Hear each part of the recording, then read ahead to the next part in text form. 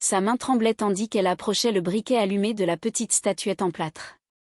Une dernière tentative.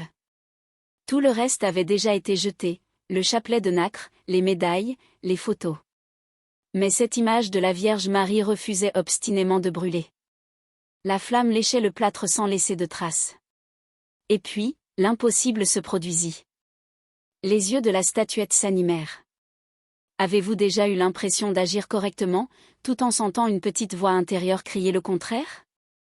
Avez-vous déjà été si sûr d'une décision que vous en avez ignoré tous les signes avant-coureurs? Voici l'histoire d'une conviction absolue qui a failli détruire une famille entière, jusqu'à ce que l'impossible se produise de façon indéniable. Lisbonne, automne 2019. L'appartement de la Rua da Prata embaumait le café et les toasts lorsque Martha se réveilla ce samedi matin. À 34 ans, professeure de mathématiques, mariée à Daniel depuis 6 ans, mère de 2 jeunes enfants Lucas, 5 ans, et Sophia, 3 ans. Une vie parfaitement organisée, mesurée, maîtrisée. Mais un élément vint tout bouleverser, la foi catholique de sa grand-mère Benedita. Martha prit une profonde inspiration en regardant la tasse de café posée sur la table. Aujourd'hui était le jour J. Elle allait enfin faire ce qu'elle aurait dû faire il y a des mois, depuis que sa grand-mère Benedita, âgée de 87 ans, avait reçu un diagnostic de maladie d'Alzheimer à un stade avancé et avait dû venir vivre chez eux. 3 ans auparavant, Martha s'était convertie à une église évangélique pentecôtiste. Le changement fut radical. Elle abandonna le catholicisme avec la ferveur de celle qui a trouvé une vérité absolue et rejette tout ce qui l'avait précédé. Pour elle, les images, les chapelets, les prières à Marie étaient pure idolâtrie. Péché. Tromperie. Et maintenant, sa grand-mère, oublieuse de presque tout, incapable de reconnaître les visages, perdue dans le labyrinthe de ses propres pensées, récitait encore le chapelet chaque jour. C'était la seule chose que sa mémoire n'avait pas effacée. Cela a rendu Martha furieuse. Personne ne naît en haïssant ce qu'il a aimé. Mais quelque chose se produit, une fissure imperceptible, et soudain la dévotion se mue en répulsion. Pour Martha, cette fissure a commencé à l'âge de 16 ans, lorsque sa mère est décédée en priant. Martha a grandi entourée de bougies et de Ave Maria. La petite maison de Sintra où elle vivait avec sa mère, Elena, et sa grand-mère, Benedita, était un véritable havre de paix catholique. Des images de la Vierge Marie ornaient chaque pièce. Le chapelet était récité tous les soirs, toutes trois agenouillées dans le salon. Benedita avait enseigné à Elena, et Elena avait enseigné à Martha, ma fille, Notre-Dame n'abandonne jamais ceux qui se tournent vers elle. Le dimanche, la messe à l'église Santa Maria. Le vendredi, le chapelet à la maison. Martha a grandi en croyant que Marie était l'intercesseur parfait, la Mère céleste qui écoutait quand Dieu semblait loin. Jusqu'à ses 16 ans, âge auquel tout s'est effondré. Elena avait 42 ans lorsque le cancer est apparu. Agressif, silencieux, mortel. Les médecins lui donnaient 6 mois à vivre. Benedita et Martha ont prié comme jamais auparavant. Neuvaine, messe, promesse. Le chapelet de Benedita était usé à force d'être passé entre ses doigts. Marie intercédera, ma petite fille. Elle intercède toujours. Mais Elena est décédée exactement 5 mois et 23 jours après le diagnostic. Martha avait 16 ans et tenait la main froide de sa mère lorsque son cœur s'est arrêté. Les derniers mots qu'Elena a murmurés furent « Je vous salue Marie, pleine de grâce ». Martha ne pleura pas aux funérailles. Elle se contenta de regarder l'image de la Vierge sur l'autel et sentit quelque chose mourir en elle. Pas encore de colère. Juste, un vide immense. De 16 à 31 ans, Martha vécut sans religion. Elle étudia les mathématiques à l'université, mena une carrière et épousa Daniel, un homme pragmatique sans attache religieuse particulière. Ce furent des années de silence spirituel, où les prières de son enfance ne furent plus que de lointains échos. Benedita demeura une catholique fervente, mais respecta le silence de sa petite fille. Elle ne la força jamais, ne la jugea jamais. Elle priait simplement pour elle, discrètement, avec le chapelet qui avait appartenu à Elena. À 31 ans, une collègue invita Martha à un office religieux, par simple curiosité. Mais le sermon sur le salut par la grâce, sur une relation directe avec Dieu, sans intermédiaire, la toucha profondément. En 3 mois, Martha fut baptisée. En 6, elle animait un groupe d'études bibliques. La conversion fut intense, radicale. Et avec elle vint une certitude qui se mua en rigidité, le catholicisme était erroné. Les images étaient des idoles. Marie n'était qu'une femme bénie, rien de plus. Quand elle essayait d'en parler à Benedita, sa grand-mère se contentait de sourire tristement et de dire « Chacun trouve Dieu à sa manière, ma petite fille ». Mais pour Martha, il ne s'agissait pas de 2 voies différentes. C'était le bien contre le mal. La vérité contre le mensonge. Y a-t-il quelque chose de plus cruel que d'oublier tout? Oui. Tout oublier, sauf ce que la personne que vous aimez considère comme une erreur. Le diagnostic d'Alzheimer de Benedita a été un véritable coup de tonnerre. D'abord, de petits troubles de l'attention, oublier les casseroles sur le feu, répéter les mêmes histoires. Puis, des choses plus graves. Oublier où elle habitait. Oublier le nom de Daniel. Oublier qu'Elena était décédée il y a près de 20 ans. Certains jours, il appelait Martha Elena. D'autres jours, il ne reconnaissait personne. Mais je n'ai jamais oublié de prier le chapelet. À 3 heures de l'après-midi, telle une horloge biologique insensible à la maladie, Benedita prenait son chapelet, le même chapelet en nacre qui avait appartenu à Elena, et commençait « Je crois en Dieu le Père ». Même lorsqu'elle ne reconnaissait pas sa propre petite fille. Même lorsqu'elle ignorait quel jour on était. Même lorsqu'elle confondait réalité et souvenir. Le chapelet était toujours là. Quand il devint évident que Benedita ne pouvait plus vivre seule, Martha et Daniel l'accueillirent. La chambre d'amis devint la sienne.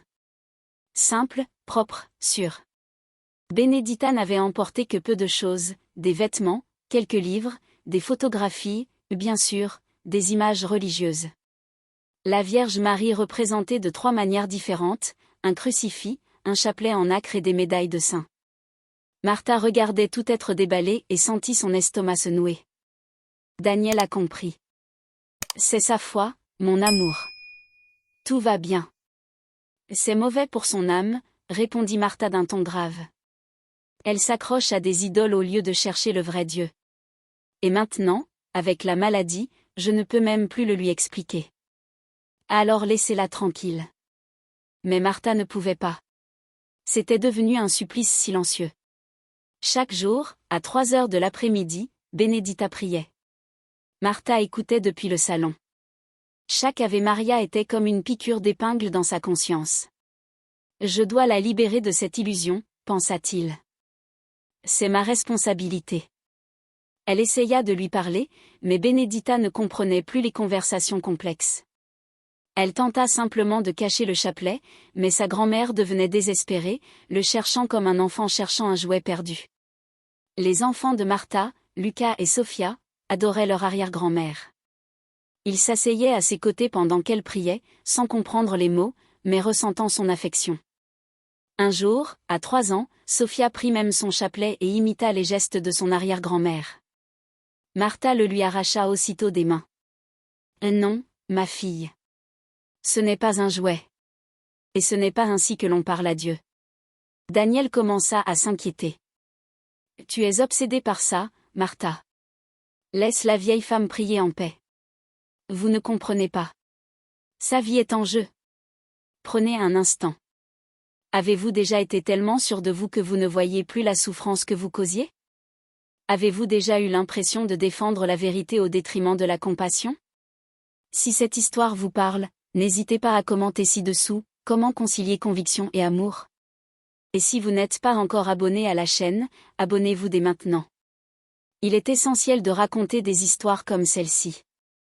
Il y a des décisions que l'on prend en quelques secondes et qui nous marquent à vie. Martha était sur le point d'en prendre une. C'était un mercredi de novembre. Martha rentra du travail, fatiguée et irritée par des problèmes à l'école. Elle entra dans la maison et entendit la voix de Benedita dans la chambre. Il ne se contentait pas de prier. Il enseignait. Lucas, âgé de 5 ans, répétait après son arrière-grand-mère, « Sainte Marie, Mère de Dieu ». Quelque chose a explosé à l'intérieur de Martha. Il fit irruption dans la pièce. « Lucas, sors d'ici immédiatement !» Le garçon, effrayé, s'enfuit. Benedita regarda sa petite fille d'un air confus et perdu. « Grand-mère, je t'ai déjà dit que ce n'est pas bien. Tu perturbes mes enfants. » « Elena, » murmura Benedita. Ce jour-là, elle crut parler à sa fille décédée. « Je ne suis pas Elena. Je suis Martha. Votre petite fille. Et vous devez arrêter ça. » Mais Benedita se contenta de sourire, d'un air absent, et reprit son chapelet. Cette nuit-là, Martha n'a pas pu dormir. Le lendemain matin, Daniel partit tôt au travail. Les enfants étaient à la garderie. Benedita dormait après avoir pris ses médicaments.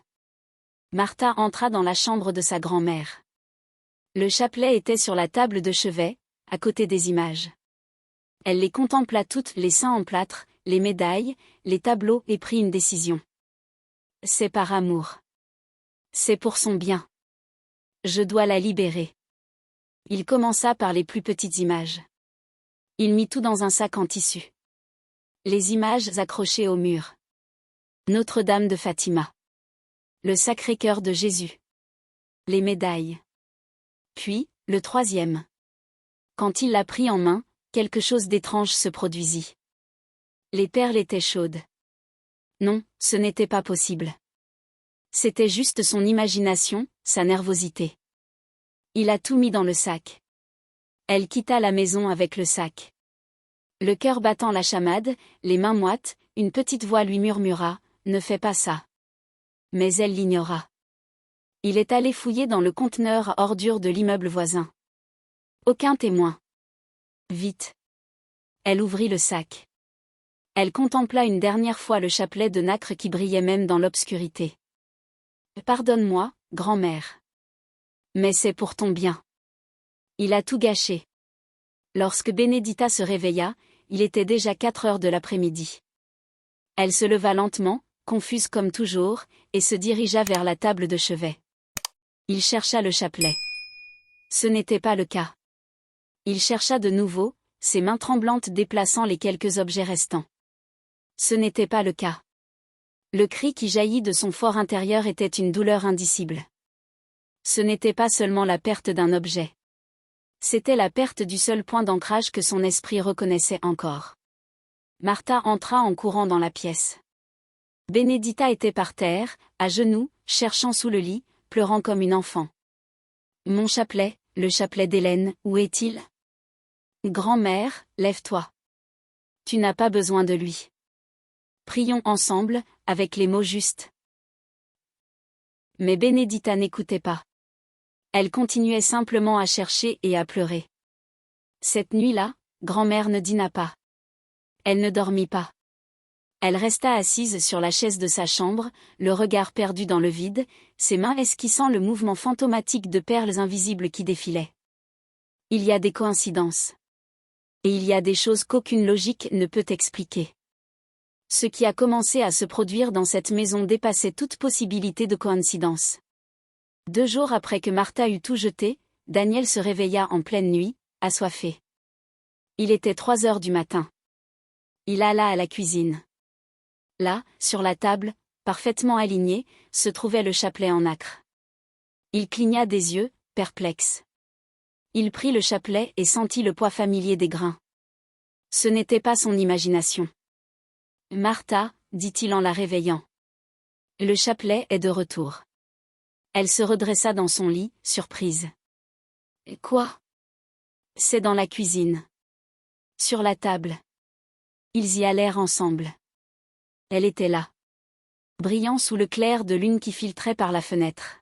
« Quelqu'un l'a pris dans la poubelle », dit Martha d'une voix ferme, mais le cœur battant la chamade. « Quelqu'un l'a vu et l'a ramené. » « À quelle heure ? Comment sont-ils entrés ? » Il n'y avait pas de réponse logique. Mais Martha refusait d'accepter l'inexplicable. Il ramassa le chapelet. Cette fois, il alla plus loin. Il se rendit à la Praça dos Comércio, au milieu de la nuit, et jeta le chapelet dans le Tage. Il regarda les perles couler dans l'eau sombre. C'est terminé maintenant. Le lendemain matin, Benedita était dans sa chambre, en train de prier. Avec le chapelet à la main. Martha entra et se figea sur le seuil. Comme Benedita ne regarda même pas. Elle continua simplement, « Je vous salue Marie, pleine de grâce. » Martha arracha le chapelet des mains de sa grand-mère. Elle l'examina. C'étaient les mêmes perles. Le même fermoir en argent. La même tache sombre sur l'une des perles de nacre qu'elle avait toujours reconnues. C'était impossible. « Grand-mère, qui t'a donné ça ?» Benedita sourit, l'air absent. La dame l'a ramenée. Elle prend toujours soin de moi. Martha était désormais hors de contrôle. Il ne s'agissait plus de foi, mais de contrôle. De prouver que rien de tout cela n'était réel. Elle prit le chapelet. Elle prit aussi la petite image en plâtre de la Vierge Marie qui, inexplicablement, était réapparue dans la chambre de Benedita. Il sortit dans la petite cour arrière du bâtiment. Il était 7 heures du matin. Personne n'était encore réveillé. Il a essayé de briser l'image. Il l'a cognée contre le mur. Le plâtre n'a pas craqué. Il a essayé de brûler le chapelet. Les grains n'ont pas fondu. Finalement, il approcha le briquet de l'image de la Vierge. La flamme lécha le plâtre blanc. Rien. Pas la moindre trace de suie. Et puis, c'est arrivé. Les yeux sur l'image ont bougé. Ce n'était pas subtil. Ce n'était pas de l'imagination. Les yeux de plâtre, qui auparavant regardaient vers le bas, se tournèrent directement vers Martha. Elle laissa tomber l'image. Le plâtre heurta le sol en béton. Il n'a pas cassé. Martha est rentrée en courant dans la maison, le cœur battant la chamade. Cette nuit-là, Benedita avait une forte fièvre. Les médecins ont diagnostiqué une infection urinaire, fréquente chez les personnes âgées. Ils l'ont admise à l'hôpital Santa Maria. Martha a passé la nuit à l'hôpital, au chevet de sa grand-mère. Daniel était resté à la maison avec les enfants. À 3 heures du matin, Benedita se réveilla. Mais elle n'était pas confuse. Son regard était clair et déterminé, comme il ne l'avait pas été depuis des mois. « Martha » dit-elle d'une voix faible mais claire. « Mamie ? Tu te sens mieux ? Elle est là. OMS ? Notre-Dame. Elle est là-bas, dans le coin. » Martha regarda. Le coin de la chambre d'hôpital était vide. Il n'y avait que des ombres. « Grand-mère, il n'y a personne ici. » Elle vous demande d'arrêter de vous battre. Elle vous demande de laisser l'amour vaincre la peur. Je n'ai pas peur, je...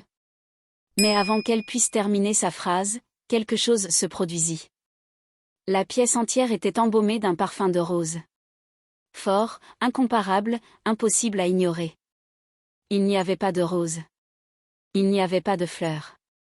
C'était en novembre à Lisbonne. Les fenêtres étaient fermées. Et pourtant, le parfum. Martha se leva en titubant. Elle regarda dans le coin où Benedita la fixait. Et pendant une seule seconde, il vit une silhouette de lumière. Non pas un corps solide, mais une présence. Une femme vêtue d'une cape bleue, souriant d'une compassion qui fit fondre toutes les défenses de Martha. Aucun mot n'était audible. Mais Martha les entendait au plus profond de son cœur. Pourquoi craindre un amour que l'on ne comprend pas ? Qu'est-ce qui pousse un esprit rationnel à affronter l'irrationnel ? Que se passe-t-il lorsque toutes les explications sont épuisées et qu'il ne reste que l'impossible ? Martha ne ferma pas l'œil de la nuit. Assise sur la chaise de l'hôpital, elle contemplait Benedita qui dormait paisiblement et tentait de comprendre ce qu'elle avait vu. Hallucination. Fatigue. Stress. Mais qu'en est-il du parfum ? Et du chapelet qu'on rendait ? Et des yeux sur l'image ? Elle prit son téléphone portable. Il était 3h40 du matin. Elle tapa dans Google, apparition de la Vierge Marie. Il lut pendant des heures. Fatima. Lourdes. Guadeloupe. Medjugorje.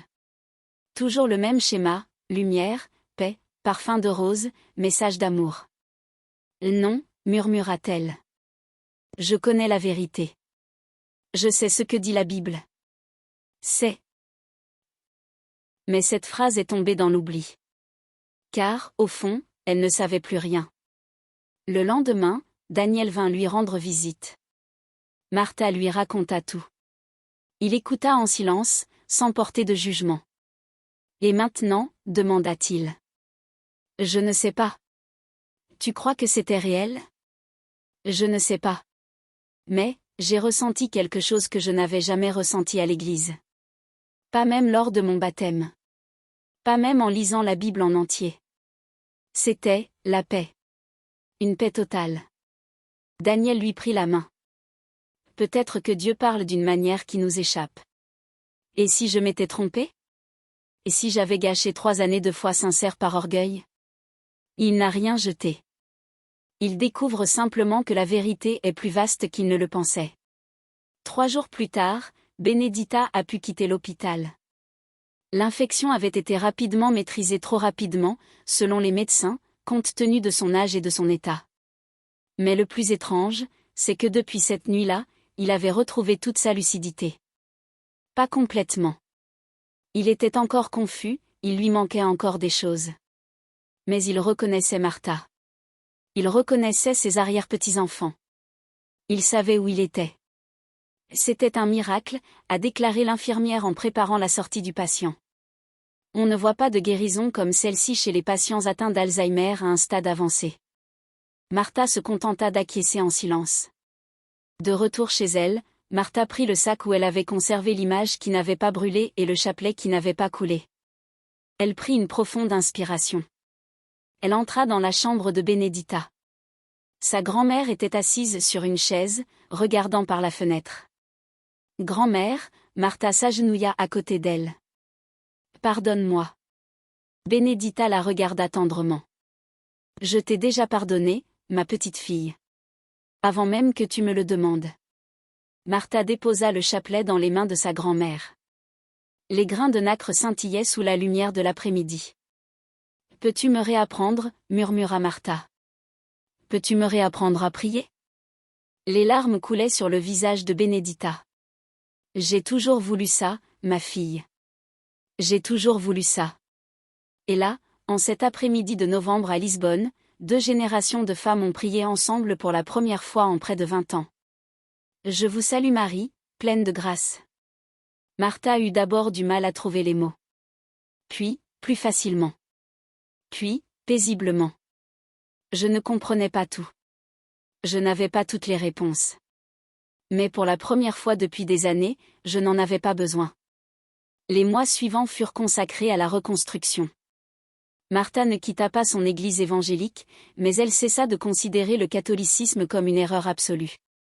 Elle recommença également à assister à certaines messes avec Benedita, lorsque sa santé le lui permettait. Daniel observa la transformation avec soulagement. Tu as l'air plus clair, dit-il un jour. J'apprends que la foi ne consiste pas à avoir raison. Il s'agit d'aimer. Lucas et Sophia ont grandi en regardant leur mère réciter le chapelet avec leur arrière-grand-mère l'après-midi. Ils ont aussi grandi en regardant leur mère lire la Bible et prier en langue lorsqu'ils se rendaient à l'église évangélique.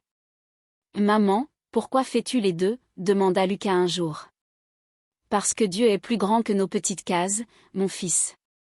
Et l'amour de Dieu se manifeste de façon que nous ne comprenons pas toujours, mais que nous pouvons ressentir. Benedita vécut encore 2 ans et demi après cette nuit à l'hôpital. Bien plus longtemps que n'importe quel médecin ne l'avait prédit. Dans ces derniers jours, déjà affaiblie, elle tenait le chapelet même si elle ne pouvait plus prier. Martha restait à ses côtés, murmurant les prières que sa grand-mère ne pouvait plus formuler. Sainte Marie, Mère de Dieu, priez pour nous, pauvres pécheurs, maintenant et à l'heure de notre mort. Benedita ferma les yeux une dernière fois avec un sourire. Et la pièce, une fois de plus, s'emplit du parfum des roses. Cette fois, Martha n'avait pas peur. Elle a simplement remercié. Il y a des vérités que l'on apprend dans les livres. Et il y a des vérités que seule la vie enseigne. Aujourd'hui, 5 ans plus tard, Martha est toujours professeure de mathématiques. Il fréquente toujours son église évangélique. Mais il va aussi parfois à la messe. Non pas parce qu'elle est confuse, mais parce qu'elle a compris quelque chose de fondamental. Le chapelet qui ne brûlait pas, qui ne coulait pas, qui revenait toujours, ce n'était pas l'objet en lui-même qui importait. C'était l'amour qu'il symbolisait. L'amour de 3 générations de femmes. L'amour d'une foi qui avait soutenu son arrière-grand-mère, sa grand-mère, sa mère. Et oui, elle en est venue à croire aussi, à l'amour d'une mère céleste qui refuse d'abandonner aucun de ses enfants, même lorsqu'il la rejette. Je ne connais pas toutes les réponses théologiques, dit Martha aujourd'hui. Je ne sais pas comment l'expliquer avec des versets et des doctrines. Mais je sais ce que j'ai vu. Je sais ce que j'ai ressenti. Et je sais que l'amour de Dieu est plus grand, infiniment plus grand, que toutes les catégories dans lesquelles on essaie de le réduire. Lucas a maintenant 10 ans. Sophia en a 8. Ils grandissent tous deux dans une maison où coexistent différentes expressions de la foi. Ils voient leur mère louer Dieu les mains levées lors du culte évangélique. Ils la voient aussi réciter le chapelet qui appartenait à leur arrière-grand-mère Benedita le dimanche après-midi. « Et tu n'es pas confuse ?» a demandé récemment une amie à Martha. « Non. Pour la première fois, je ne suis pas confus. Je suis libre. » Le chapelet en nacre est désormais rangé dans un petit coffret précieux. Martha le sort quelques fois par semaine. Les grains brillent toujours d'un éclat inexplicable. Elle ne se pose plus de questions.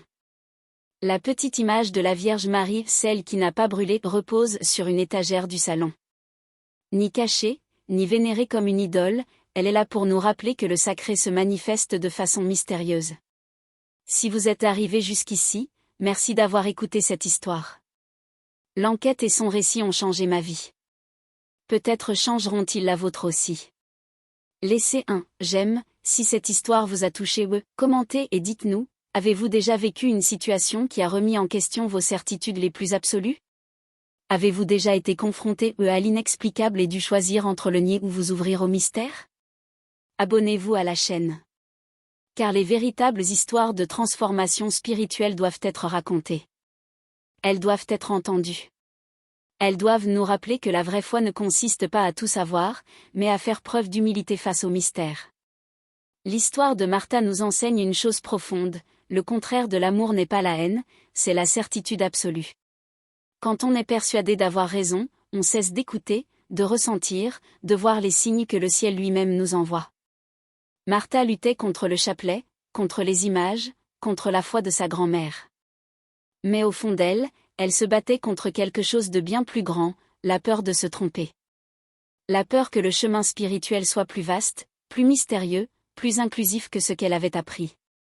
Et lorsqu'elle a finalement renoncé à cette lutte, lorsqu'elle a permis à l'impossible d'entrer dans sa vie, elle a découvert quelque chose d'extraordinaire, Dieu ne se laisse pas enfermer dans nos doctrines. L'amour divin déborde de toutes les théologies que nous élaborons. Peut-être écoutez-vous cette histoire et vous reconnaissez-vous en Martha. Peut-être avez-vous, vous aussi, des convictions absolues sur ce que devrait être la foi. Peut-être jugez-vous ceux qui croient différemment. Ou peut-être êtes-vous comme Benedita, quelqu'un qui aime, prie et fait confiance, même lorsqu'il est incompris, même lorsqu'il est jugé. Ou peut-être êtes-vous comme Daniel, quelqu'un qui observe de l'extérieur, essayant de comprendre pourquoi les gens qui prétendent chercher Dieu passent autant de temps à se disputer entre eux. Qui que vous soyez, cette histoire a un message pour vous, le sacré est plus grand que nous ne l'imaginons. Et il se manifeste de façon qui nous échappe. Un tiers qui ne coule pas. Une image qui ne brûle pas. Un parfum de rose qui surgit de nulle part. Des yeux de plâtre qui bougent. Une grand-mère atteinte d'Alzheimer qui retrouve la lucidité au moment précis où sa petite fille avait le plus besoin d'entendre la vérité. Coïncidence? Peut-être. Ou peut-être est-ce précisément ainsi que le ciel nous fait signe lorsque nous nous égarons. Martha n'a découvert un détail qu'après la mort de Benedita, en rangeant les affaires de sa grand-mère. Parmi les vieux papiers, elle trouva un journal intime. Le journal de Benedita, écrit des décennies auparavant, lorsqu'elle était encore lucide. Dans une entrée de 1995, 4 ans avant la naissance de Martha, Benedita avait écrit « J'ai rêvé de la Vierge Marie aujourd'hui. Elle m'a dit que ma petite fille traverserait une grande épreuve spirituelle, qu'elle rejetterait tout ce que je lui aurais enseigné. Mais que je ne devais pas m'inquiéter, car elle s'en occuperait. Elle ramènerait ma petite fille, non pas forcément au catholicisme, mais à l'amour. Je me suis réveillée en pleurant, mais en paix. J'ai confiance. J'ai toujours eu confiance. Quand Martha a lu cela, elle s'est assise par terre dans la chambre vide de sa grand-mère et a pleuré comme elle n'avait pas pleuré depuis son enfance. Benedita le savait déjà. Il y a 24 ans, elle le savait déjà. Et pourtant, il n'a jamais rien forcé. Il n'a jamais jugé. Il a seulement aimé. Il a seulement prié. Il avait seulement confiance que le ciel s'en occuperait. Et il s'en est occupé. Aujourd'hui, Martha conserve ce journal ainsi que son chapelet en nacre. Ce sont ses reliques personnelles. Non pas des objets de vénération, mais des rappels d'une vérité essentielle. La foi qui transforme n'est pas celle qui crie le plus fort, ni celle qui affiche le plus de certitude, ni celle qui remporte les débats théologiques. La foi qui transforme est celle qui aime sans être comprise, celle qui prie sans être entendue, celle qui garde confiance même quand tout semble perdu. Benedita avait cette foi. Et grâce à elle, grâce à une femme âgée atteinte d'Alzheimer qui ne se souvenait que de ses prières, le ciel a accompli un miracle qui a transformé toute une famille. Non pas le miracle de la guérison physique, bien que cela se soit également produit. Mais le plus grand miracle, le miracle de la guérison du cœur. Le miracle d'une petite fille qui a appris que défendre la vérité sans amour, c'est ne défendre rien. Le miracle d'une femme qui a découvert que Dieu ne se trouve pas dans des doctrines parfaites, mais dans l'amour imparfait qui refuse de nous abandonner. Si vous êtes en conflit spirituel avec une personne que vous aimez, faites une pause. Une simple pause. Demandez-vous, est-ce que je me bats pour la vérité ou pour mon orgueil? Est-ce que je défends la foi ou simplement ma propre version de celle-ci? Et si le ciel essayait de vous apprendre quelque chose à travers la personne même que vous essayez de réparer? Le chapelet de Benedita n'a pas coulé car certaines choses sont soutenues par quelque chose de plus grand que les lois de la nature. Elles sont soutenues par l'amour. Et l'amour, lorsqu'il est véritable, ne coule pas. Il ne brûle pas. Il ne disparaît pas. Toujours tourné. Toujours. Voici l'histoire de Martha, Benedita et d'une troisième que personne ne put détruire. Une histoire vraie qui s'est déroulée à Lisbonne, au Portugal, nous rappelant que le sacré se manifeste de manière qui défie notre logique, mais jamais notre besoin d'amour. Si cette histoire vous a touché, partagez-la avec quelqu'un qui en a besoin. Car quelque part, en ce moment même, il y a une Marthe qui peine à réciter son chapelet. Il y a une Bénédicte qui prie en silence. Il y a un Daniel qui cherche à comprendre. Et il y a un ciel qui veille sur toute chose avec une patience infinie, attendant le moment propice pour nous rappeler à tous, l'amour est la seule théologie qui compte. Merci de votre écoute. Merci d'être resté jusqu'au bout. Et puissiez-vous trouver, sur votre propre chemin, la liberté d'aimer sans avoir besoin de tout savoir. À bientôt pour une nouvelle histoire. Que Dieu, sous toutes les formes qu'il choisit de révéler, vous bénisse.